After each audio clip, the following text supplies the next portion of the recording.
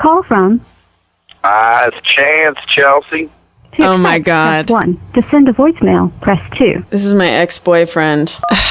Chance? What's up, my girl? All right. So, Chance... That's my beautiful dream girl. Well, I'm good. For those of you, I mean, why would anyone know this? Chance is the stage name, I guess you could call it, of someone that I dated briefly when I lived in New York. Chance, we haven't been in touch, so I'm surprised that you're even calling in.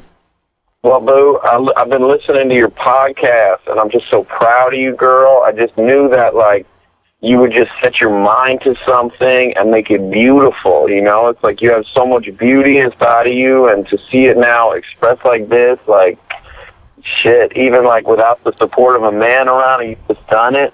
Yo, what's up, kid? I just saw a friend of mine. How are you, Chelsea? You know, I'm good. I'm just sort of waiting for you to say something you need from me or want. Chelsea, that's not what this call is about. I mean, it's always, even when we were dating very seriously and I could pleasure you sexually at the drop of a hat, it was always about you.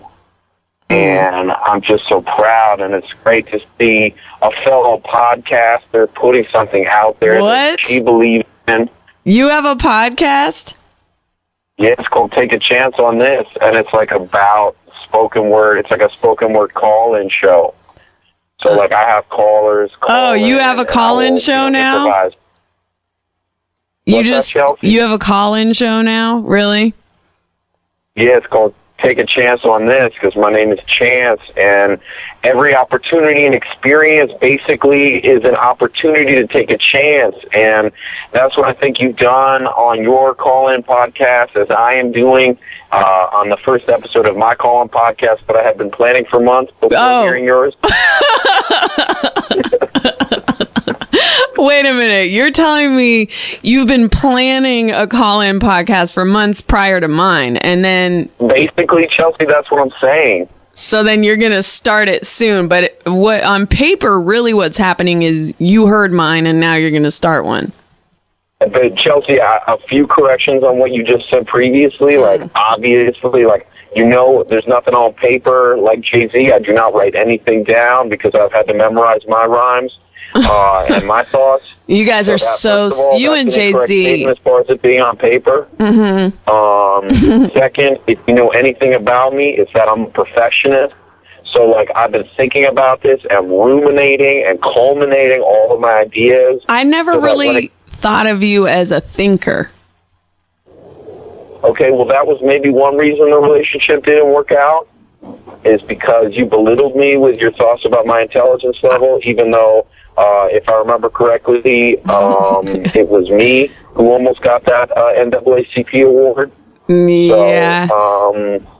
So, if I remember correctly, you always copy everything I do, and you're always riding my coattails. You disappear on me for months at a time and are unreachable, and then whenever something good starts going for me, you appear out of thin air and try to benefit from it.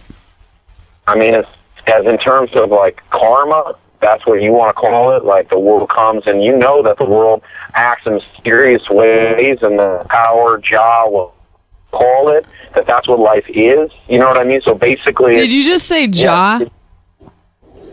Yes, I mean, however you want to define higher power, for me, Jah, Buddha, Hindu, Jay, you know, whoever it is for you, Jay-Z, obviously, like, that's, you know, the people, beautiful black ebony princesses, Lauryn Hill, you know, beautiful queens, Nubian queens, like Mary J. Blige, Lauryn Hill. These are all connected to higher powers, Chelsea.